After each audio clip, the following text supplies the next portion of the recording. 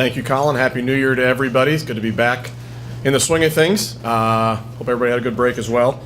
Coach, like Colin said, Coach Warren's out recruiting with Coach Coppage for a couple days, so you guys are stuck with me today.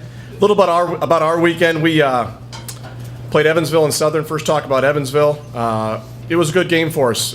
We always start our Evansville prep with trying to contain Sarah Dickey. She's one of the best offensive players in our league, and I think we stole this stat from Chris, who is all over the research. But twice in her career, she's been all conference every year. She's been held to single digits in Valley play, and both those times were against us. And so it happened again the other night on Friday night. We held her to 9 points with several different defenders.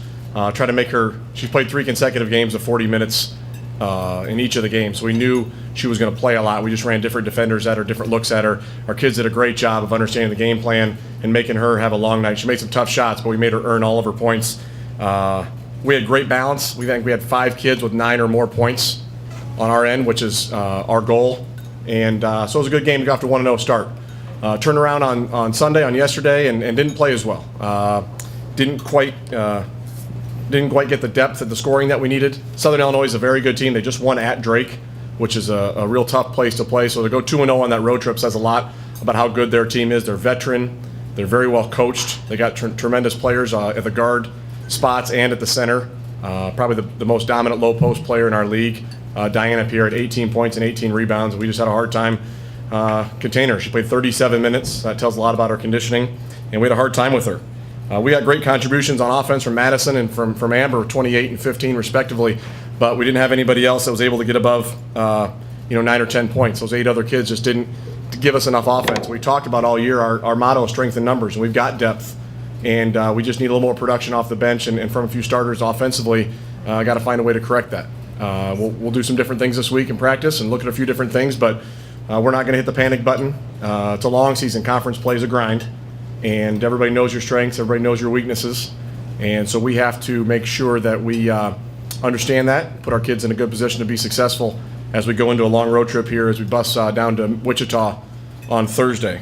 So Coach Nelson, I think, said it best in the locker room last night. He said that we got to find a way to play better. The wins will take care of itself as long as we play better, a little more smoother on offense. We're always going to be okay on defense with the way our kids lock into the scouting report and stuff. We got to find a way to play better, a little smoother on offense, and then the winning will take care of itself. So we're excited with the road trip coming up. Conference play is a fun time of year, so we're right in the middle of it, getting started here, and we're excited. So with that, I'll take any questions. What can you tell us about Wichita State? Wichita's a new team. They lost a lot of people from last year. So I know Coach Nelson's working on the scout last few days, and he's kind of throwing his arms up in the air because they've got all new players, and they start a bunch of different starting lineups. And so trying to figure out who's going to start, who's going to play significant minutes has been a challenge. They're running some new stuff.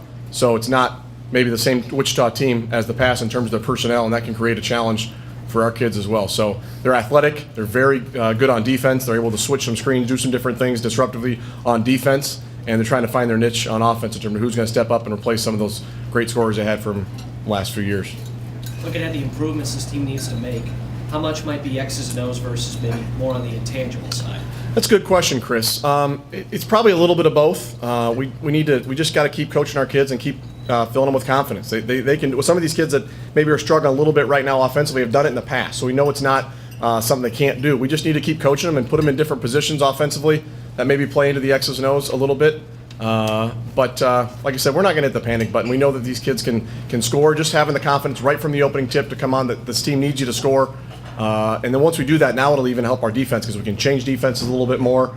We can do some different things and just take some of the pressure off Madison and Amber offensively will help our team as we go forward. When you look at this road trip, is this the toughest